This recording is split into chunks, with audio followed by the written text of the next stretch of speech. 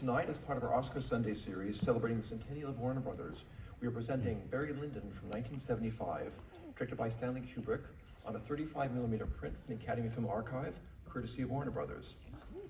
Per the instructions Kubrick sent to projectionists during the film's original release, we will be screening it in a 1.66 aspect ratio.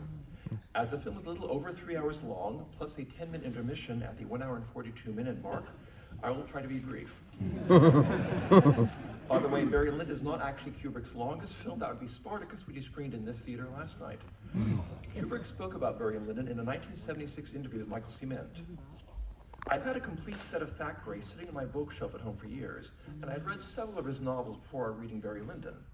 At one time, Vanity Fair interested me as a possible film, but in the end, I decided the story could not be successfully compressed into the relatively short time span of a feature film.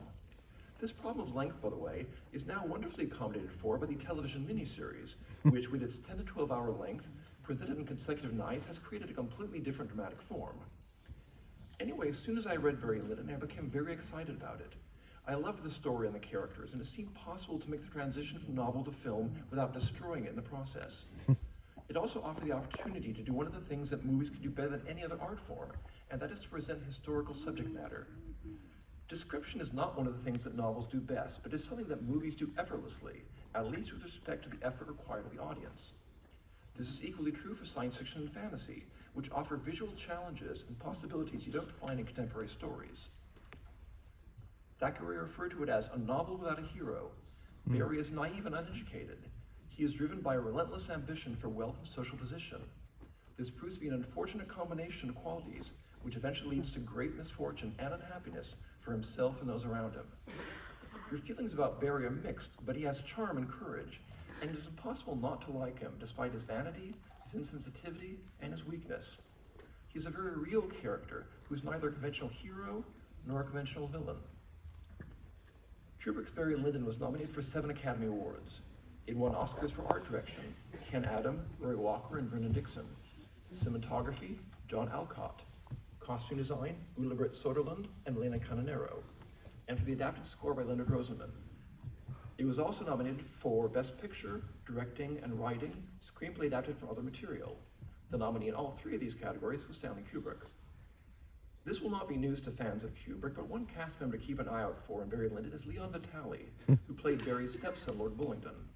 Vitali went on to become one of Kubrick's most valued collaborators.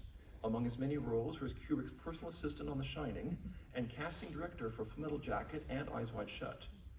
Vitali passed away last year on August 20th, but the 2017 documentary Filmworker is a fascinating portrait of Vitali's life and his working relationship with Kubrick. Just a few reminders: please keep your phones, smartwatches, other devices silent and dark throughout the film. Please refrain from talking, eating, or drinking, though bottled water is acceptable. I'd like to thank our theater operations team, especially our theater manager, Jennifer Reyna, and our projectionist, Bradley Morris. Before the film, we will present a brief video clip celebrating the Warner Brothers centennial. I have one more thing to add, which I trust will not constitute a spoiler. It was in the reign of George III that the aforesaid personages lived and quarreled. Good or bad, handsome or ugly, rich or poor, they are all equal now. Ladies and gentlemen, a film written for the screen, produced and directed by Stanley Kubrick, Barry Lyndon.